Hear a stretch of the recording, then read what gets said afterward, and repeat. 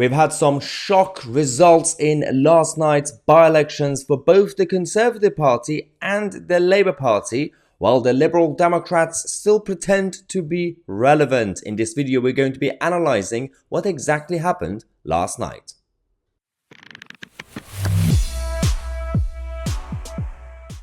Hello everybody, welcome to the channel that challenges the mainstream media and the political establishment, from the left-wing nutters to the globalist elites. And today, the by-elections. Yeah, so last night we had three key by-elections, parliamentary by-elections, and the idea was for the Labour Party to win all three of them. That was the whole point. Keir Starmer said we're on the way to get a majority in the next general election, so we're going to be winning all three of the seats. But that didn't actually happen, did it? So the Tories are pretending that they had a good night. I have no idea what's going on in their heads. But again, it is all about the battle of PR. First, let's talk about Oxbridge and South Ruislip. Oxbridge saw the Conservatives holding their seats. That was Boris Johnson's old constituency until recently. And they managed to just about win, about 500 margin. And again, all three of them had a very, very low turnout as usual. It's normal for by-elections.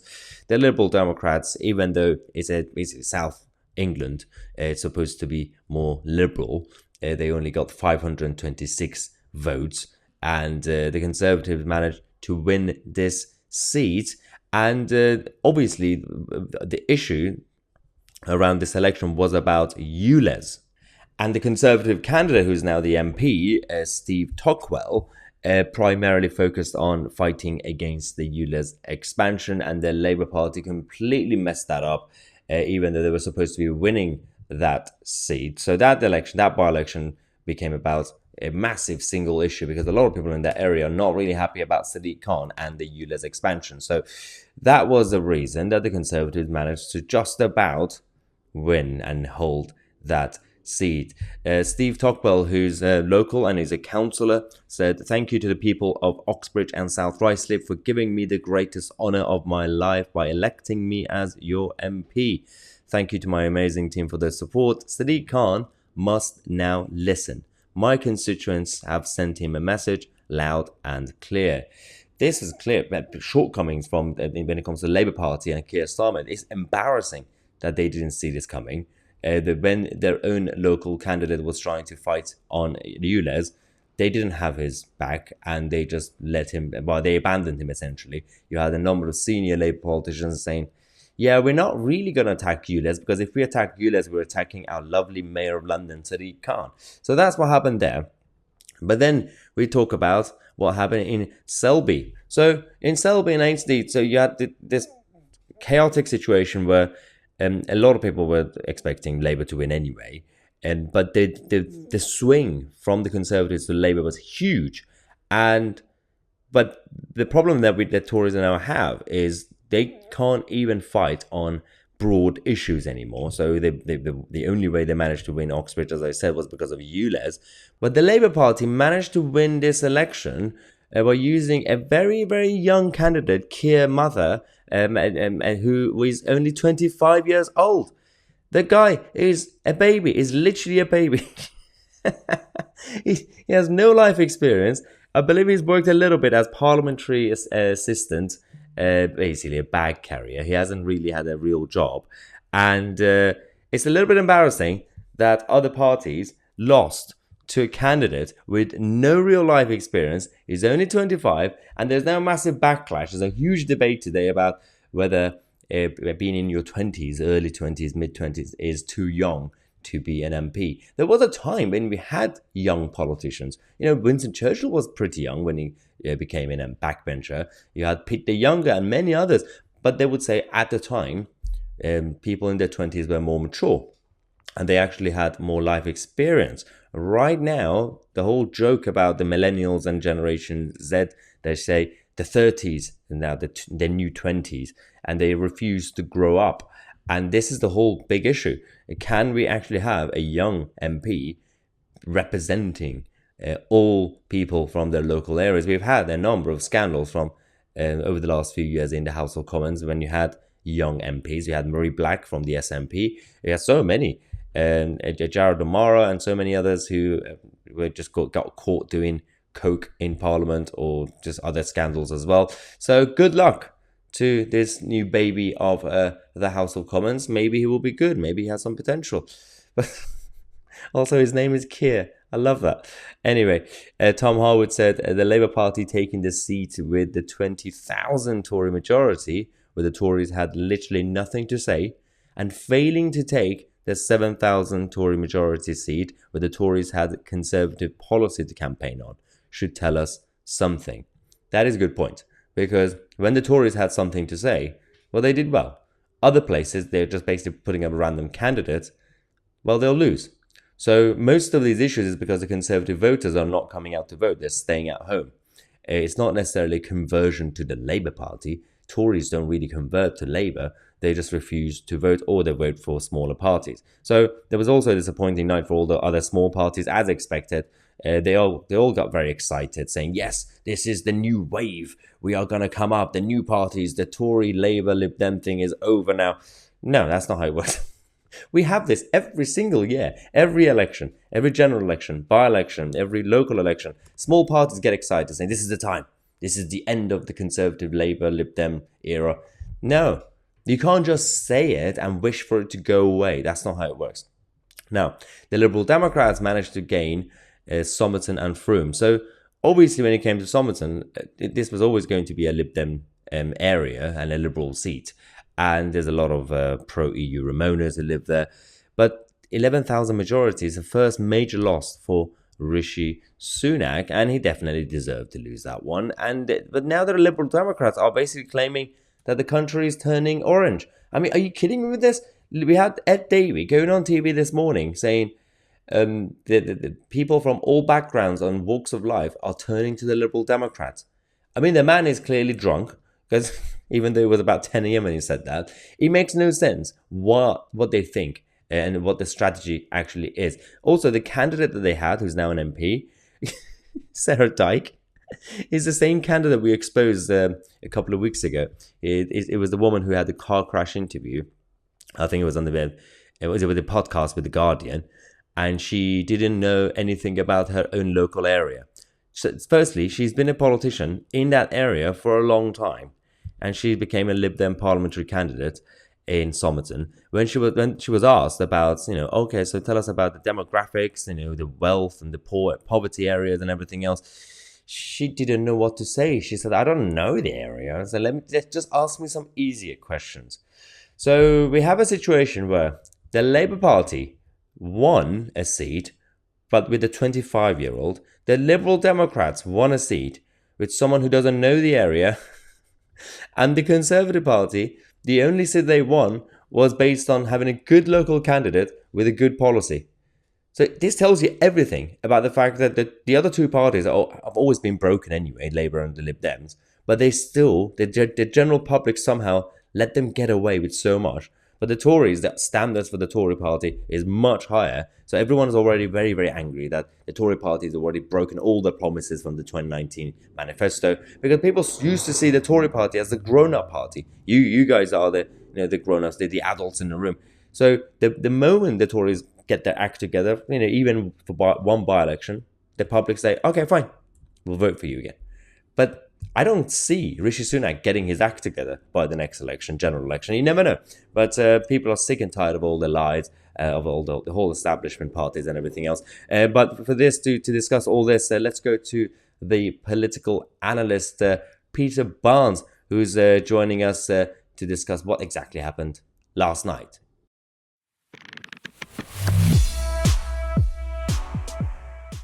Okay, welcome to the show, Peter Barnes. And where are you?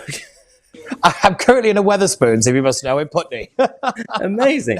Apologies. I know. Well, in case obviously the internet connection is not great, apologies to everyone watching. Yeah. So what happened last night? So firstly, this was a And everybody was a winner, but everybody was also a loser, right? All parties. Oh yeah, no, I find it very funny. My mum said to me this morning, "Wasn't it nice they all won something?" And I thought that kind of summed it all up rather nicely. No, honestly, it was in all honesty, this was a terrible night for the Conservatives. They literally had their butts handed to them in two of the biggest electoral defeats and by-elections we've seen. I think what in the last 20 years. I think the Selby and Anti one, I think was. The biggest one in Labour history, if memory serves correctly. Yep. But yeah, this is not a good news for Rishi Sunak. It's not a particularly good night for the Conservatives. But there is still this Uxbridge question. And the thing I'm hearing quite a lot is people saying, oh, it's just to do with ULEZ. And I think, well, that's true. And oh, it's just a London issue. It's not, because you have to remember that up in Greater Manchester, there's a ULEZ scheme coming in, up in Bristol, up in Newcastle, around the country, there are these very similar schemes that are coming in, and they're all backed by the Labour Party, they're backed by Greens and Lib Dems, and more what's known as progressive parties, which is an oxymoron in my opinion. But this is going to be a bit of a nationwide issue, and until the Labour Party really get to grips with this, I think Uxbridge could be a sign of a little bit of an uptick for the Conservatives. But like we said, the way that they got their butts handed to them in Selby is embarrassing, I actually think. And let's be honest, the Conservatives this time round did actually throw quite a lot at these elections. In previous by-elections, they've not really spent that much money. They've not really had big visits. But, Rishi Sunak's been out and about. You've had Michael Gove, Ben Wallace, I think, as well. Maybe that's been the problem. Names. Those guys going. Well, yeah. Do you remember when Jeremy Corbyn was called toxic on the doorstep? I wonder if we're getting the same thing with Rishi Sunak. But we're just going to have to wait and see, really, aren't we? I mean, they from the Labour Party's perspective, obviously, it's they would think that people are sick and tired of the government, so by default, opposition parties should do better. But on the other hand, the Lib Dem leader Ed Davey just came on TV and said people from all backgrounds and walks of life are turning to the Liberal Democrats. I mean, I don't know what he's talking about, but isn't it also disappointing for the Liberal Democrats? Because clearly people don't want Labour, and they're tired of the Tories. But this was a chance in all three seats for the Lib Dems to do, if not win, but do better. Where are the Liberal Democrats? Well, yeah, I'm going to say, well, obviously they took the Froome seat, but that was rather to be expected. This is the thing. The Lib Dems are supposed to do better at by-elections. They're supposed to do better in these kind of ones because, in a way, the pressure's kind of off. Yeah, I have to admit, where were they? They were not existent in Uxbridge, realistically, considering the fact that I'd have thought they'd have kind of thrown quite a bit at that seat. Yeah, it just surprised me, actually. And over in Selby, I think they put in a pretty decent showing, but nothing nothing to write home about. I am actually really surprised by these results for the Lib Dems. Obviously, they took the Froome seat and they took it in quite some style, I will admit. But again, it was somewhat of a foregone conclusion. The interesting thing with Froome was the 10-point collapse of the Labour Party. And how are they not reaching through to the blue wall? Because that would be very interesting. Because what this could show is that the kind of progressive alliance is back on the table. If the Lib Dems are going to take the blue wall, the Labour Party take the red wall, there's going to have to be some compromise now, and are we going to go back to coalition of chaos days? And if that's the case, can the Conservatives capitalise on that and say, well, look, you might not like us, but look what you're going to get instead? Yes. No, I mean, a lot of people are talking about how the Tory party has this trouble between basically focusing either on the red wall or the blue wall. But I think this problem is worse for the Labour Party. But the modern Labour Party, they can't appeal to both the northern red wall side and the southern blue wall, because it's no longer the Tony Blair party. They're going to struggle more than the Tories. I think the Tories, hypothetically, for example, and maybe you could even hypothetically have the Reform UK win 1 seat, 2 seats in the red wall, or actually somehow help the Tories. So the Tories could still get a couple of seats up there, and which will be problematic for Labour. But if Labour can't win the South, how can they form a majority?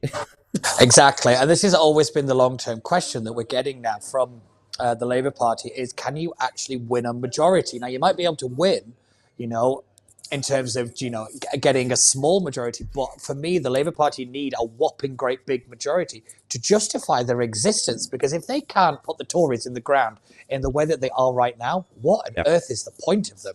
That's the question. I think me and you talked about this just the other week, about in 97, Blair wasn't just fighting to beat the Tories and to get into power. He was fighting for the existence of the Labour Party. And I think Keir Starmer is doing the exact same thing now. Because look at the absolute state of the Conservatives. Look at the state of the government. Everything is just disaster after disaster. And yet, the Labour Party is struggling to win in what is really their own backyard now, and that's London. If you can't even take a London seat despite you, Les, what on earth is going on? Absolutely. Just like a final word on the smaller parties. Every single general election or by-election, you have all these smaller parties from both left and right getting excited, saying this is the end of the Conservative, Lib Dem, Labour sort of era. And they didn't perform well either. What happened to all of them, whether it was Reform or Reclaim or Greens or all the others? And if nothing's going to change, is it? No. Okay. So I thought the Greens would put in a better showing. I was quite disappointed with how they did in terms of my bets, but I had some money riding on them. But Reclaim barely performed. I did expect them to do very well. Reform did okay. Yeah. They did as well as I thought they were going to. But I have to admit, people have to stop over-edging and over kind of estimating their expectations with them.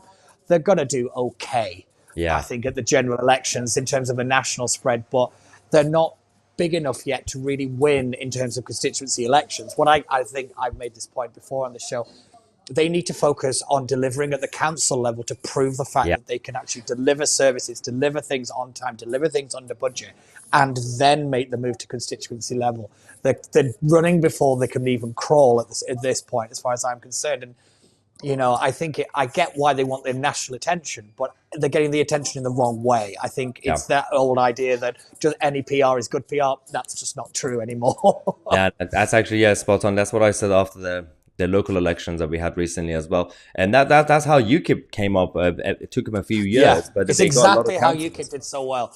UKIP only really imploded because they had problems at the top. Yes, but they had a lot of manpower. Yeah, exactly. They had a huge vote, a huge manpower base, and they actually were doing something at a local level, and it's because of the egos and all the rest of it at the top. They collapsed, and I think the Reform and Reclaim haven't learnt this lesson yet. Is that you've got to deliver on the local level, which is actually where most people will get their politics from. Their actual services and everything is actually delivered by the council, not necessarily by national government. Show that you can run that competently, and that's the future. That's how you gain people's trust, because people don't know you. People know the Conservatives. People know the Lib Dems. They know the Labour Party. They don't know Reform, and you've got to introduce yourself. And to me, that's the way to do it. Yes. Lastly, speaking of anti-establishment movements, remind people what is happening this Sunday, 23rd of July. I have no idea what is happening this Sunday. I think I'm washing my hair, doing some laundry. No, it's your 300,000 subscriber party, which I'm very much looking forward to. I will be down in attendance. I'm very much looking forward to this, mate. I think it will be a great night. I hope to see lots of people there, and if you do see me, come over and say hello. I don't bite, but if you have a gin and tonic, that's even better. Yes, but no, it's going to be a great night, and I presume there's tickets still left. I don't know. Exactly. Yeah. So I presume there's links for you to follow and get your tickets. It'll be a great night. I believe you're being a little interview, and I know people like myself are wandering around. I think Andre Walker's going to be there, Lacey as well. So I think it's going to be a really good night. Yes, there are still tickets left, guys. There's been a lot of issues because obviously I'm trying to get a lot of surprise guests and MPs and other people in Westminster and everywhere else around it.